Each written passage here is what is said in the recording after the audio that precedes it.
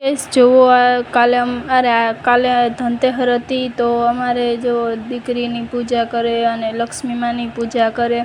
અમારામાં એવું છે કે દીકરીની પૂજા કરે અને લક્ષ્મી માની પૂજા કરે।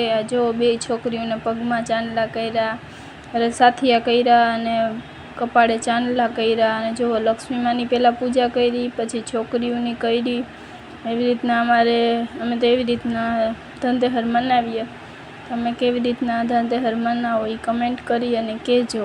અને જો બધુંય પૂજી નાખ્યું છે, અમારામાં બધુંય વસ્તુ પૂજી અને પછી ગાડીઓ પૂજવાની। અમારે તો સાચું ધન એ જ કહેવાય, દીકરીઓની પૂજા કરવાની અને ઘરમાં જે વસ્તુ હોય ને એની પૂજા કરવાની। સાધન, પછી આમ દાગીનો ગમે એ, સોના ચાંદીની વસ્તુ, એવી રીતના બધી તમામ વસ્તુની અમે પૂજા કરીએ। અને છોકરીઓને ચાંદલા કરી અને એની પણ પૂજા કરીએ અમે। અને એવી રીતના અમારામાં રિવાજ છે।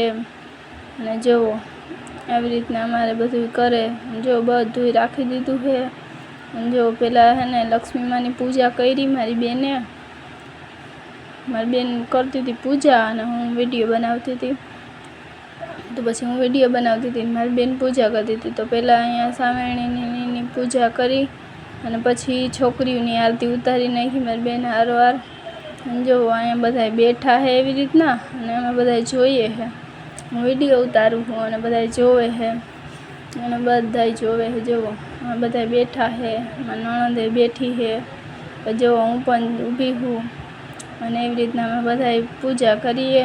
પૂજા કરે છે તો અમે જોઈએ છે, પછી અમે દર્શન કરવાના।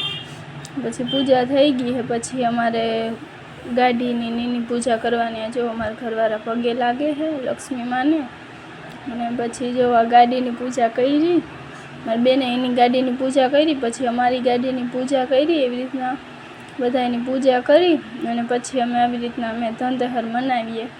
તમે કેવી રીતના ધનતેરસ મનાવો હોય કમેન્ટ કરી અને કહેજો।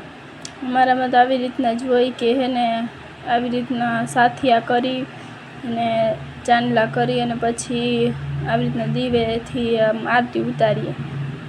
આરતી ઉતારી નાખીએ અને આવી રીતના અમે ગાડીઓની બધાની પૂજા કરીએ, જૂની હોય અથવા નવી હોય। એવી રીતના અમે ગમે એ ગાડી હોય અમારી તો સાચું ધન એ દીકરીઓ અને જે સાધન હોય અને બધું એની જ હોય પૂજા અમારે।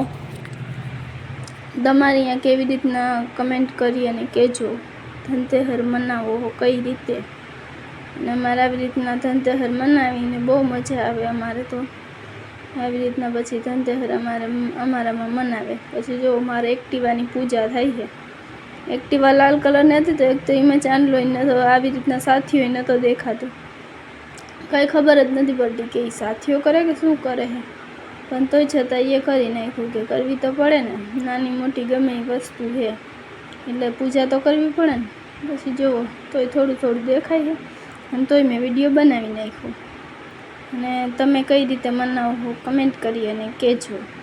અને હજી તો બાકી જ છે, જો આવી રીતના હોય અને કહેજો।